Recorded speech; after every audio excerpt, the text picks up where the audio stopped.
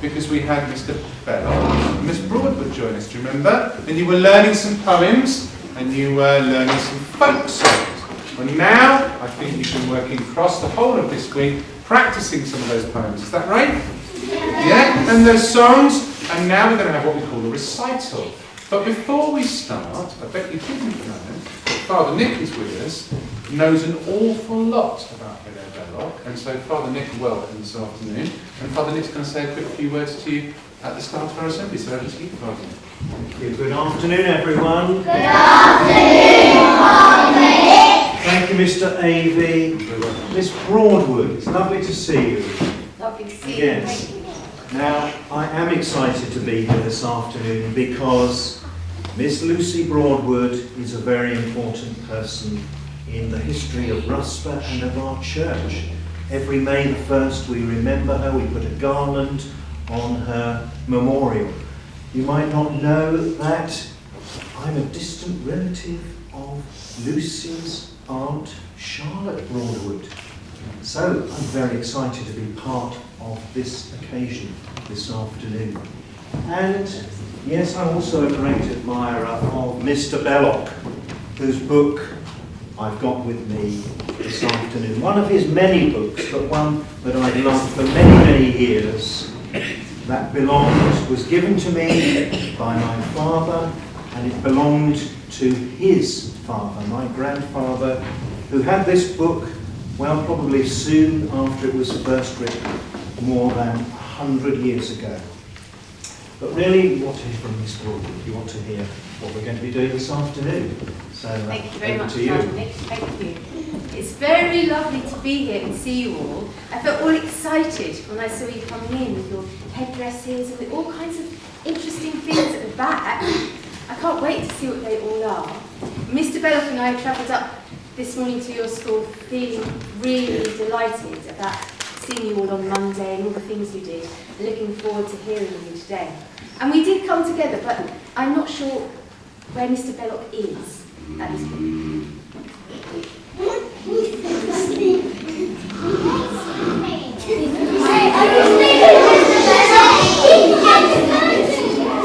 Should we see if he's behind? He's behind the curtain! He's behind the curtain!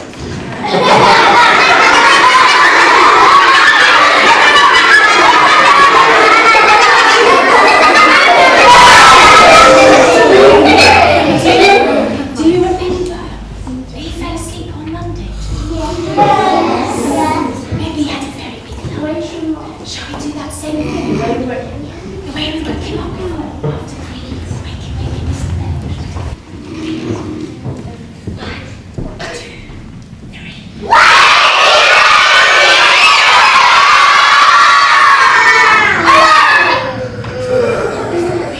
The chief defect of Henry King was chewing little bits of string. Oh no! Wake him up! He's dreaming about Henry King. Should we do it again? Even louder? 1, 2, 3.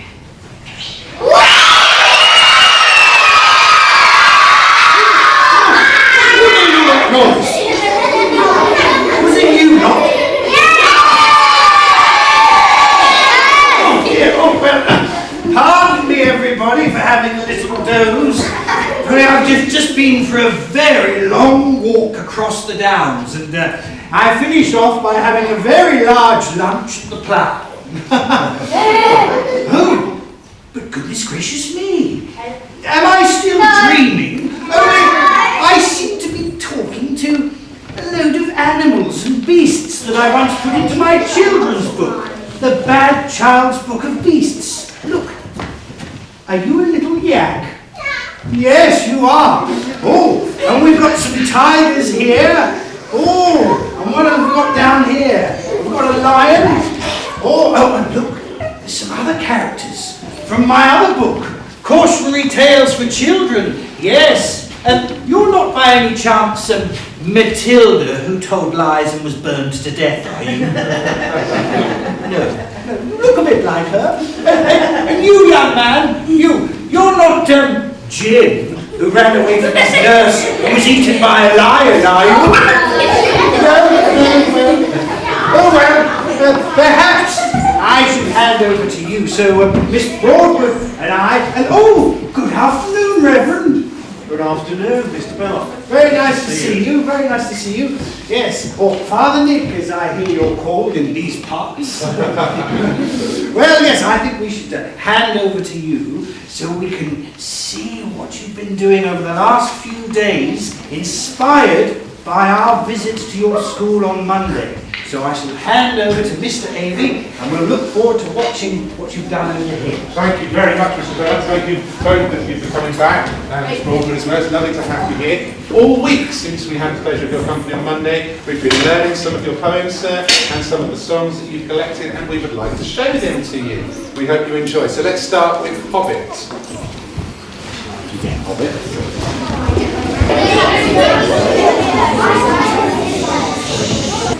It's the concept of the plans too much. Go start with that. Yeah. First group, 3, 2, 1, go. Matilda. Matilda, who told lies and was burnt to death by Ruth Angelique. Dear. Matilda told such dreadful lies it made one gasp and stretched one's eyes. Her aunt, who from her earliest youth had kept a script regarding the truth, attempted to believe Matilda that Ethelbert nearly killed her. And would have done so had not she discovered this infirmity. Once towards the close of day, Matilda, growing tired and plain, and finding she was left alone, went tiptoe to the telescope. And summoned the immediate aid of London's noble fabricate. Within an hour, gallant round was pouring in on every hand, from Putney, Hackney, down and Pud, from Coleridge, High and Hearts of Wet. The gallop roaring through the town. Matilda's house is burning down, inspired by the British cheers and loud, proceeded from the friends of crowd.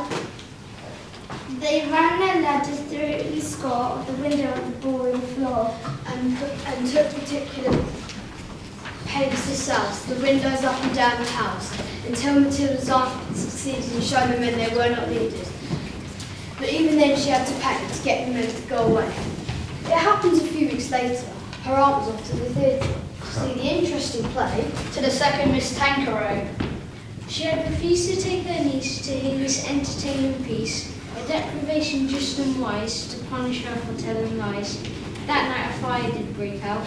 You should have heard Matilda shout, you should have heard her scream and bawl, throw up the window and call to the people passing in the street.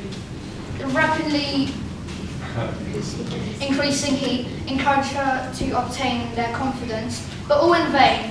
Every time she shouted fire, they only answered, "Little liar!" So therefore, when her aunt returned, Matilda and her house was burnt.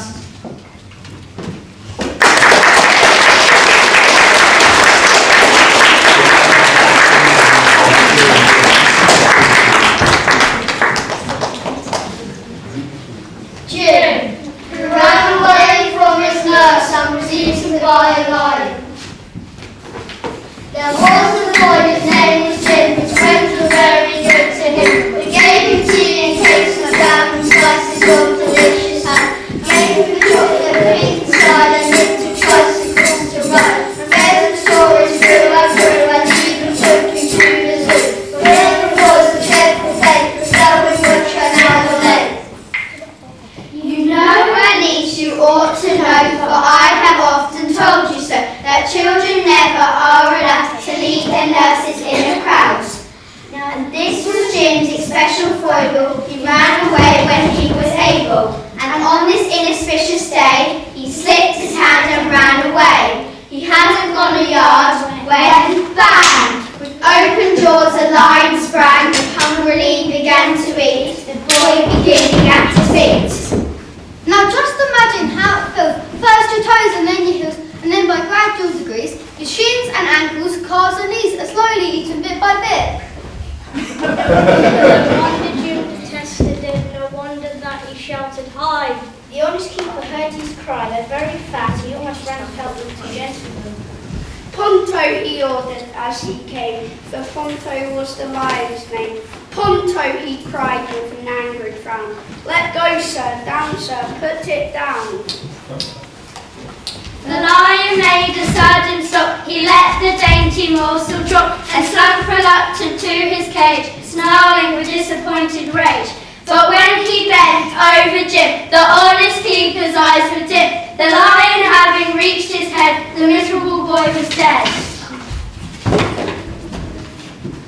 When nurse informed his parents, they were more concerned than I can say. His mother, as she dried her eyes, said, Well, it gives me no surprise. He would not do as he was told. His father, who was self-controlled, bade all the children round attend to James's miserable end.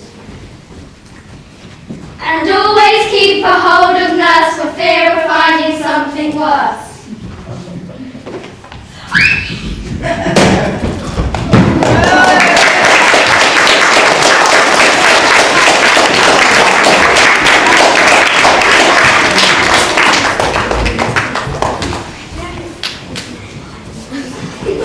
Poetic, I think you should all think about that.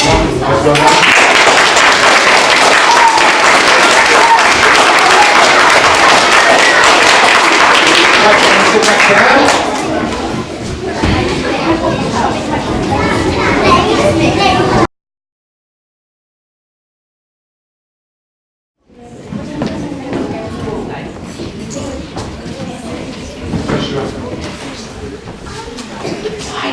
We've got 2 poems we've been learning, and I was wondering if Lucy would help us with a song in a minute. I'd love to, yes, thank you. So, are you ready? Should we start with the polar bear?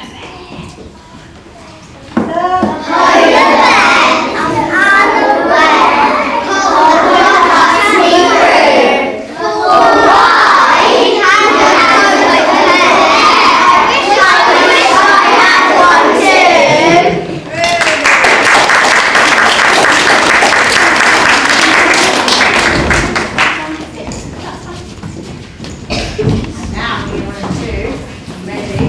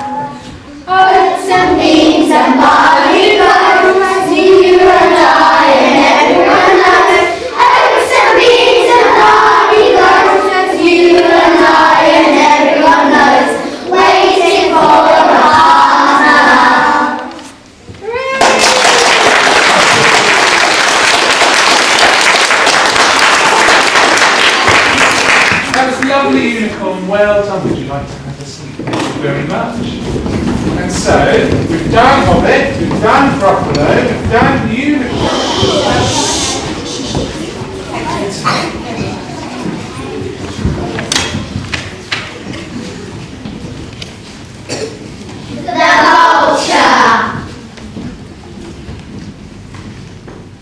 The vulture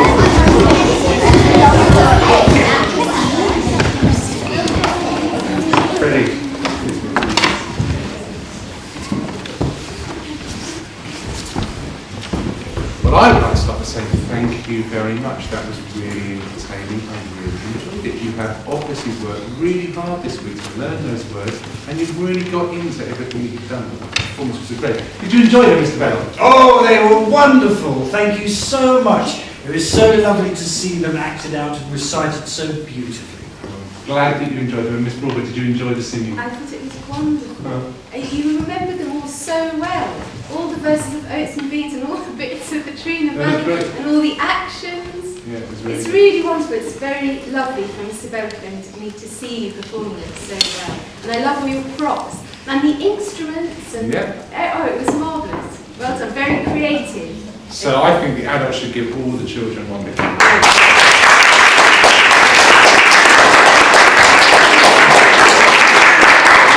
Boys and girls, you have been very lucky this week because it's not every week you get to have a very special author and a very special song collector come and do some work with you. Can you say one big Rusper thank you to Mr. Belloc and Miss Broadwood? Go. A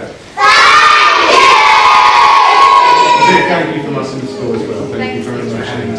Thank you. Thank you, Father Nick, for coming on this song. Very much. Brilliant, guys. Well done. Have I forgotten anything? Father Nick, would you be very kind and round us up with a prayer, please? Just thanking us very quickly. If you would. I haven't got a prayer, but I've got a. If Mr. Belloc doesn't mind me reading one of his poems. Please do that. That's absolutely fine. Let's make sure you're listening. The great hills of the South Country, they stand along the sea, and it's there, walking in the high woods, that I would wish to be. And the men that were boys when I was a boy, walking along with me. The men that live in the South Country are the kindest and most wise. They get their laughter from the loud surf, and the faith in their happy eyes comes surely from our sister, the spring, when over the sea she flies. The violets suddenly bloom at her feet. She blesses us with surprise. If I ever become a rich man, or if I ever grow to be old, I will build a house with a deep thatch to shelter me from the cold, and there shall the Sussex songs be heard, and the story of Sussex told. Thank you.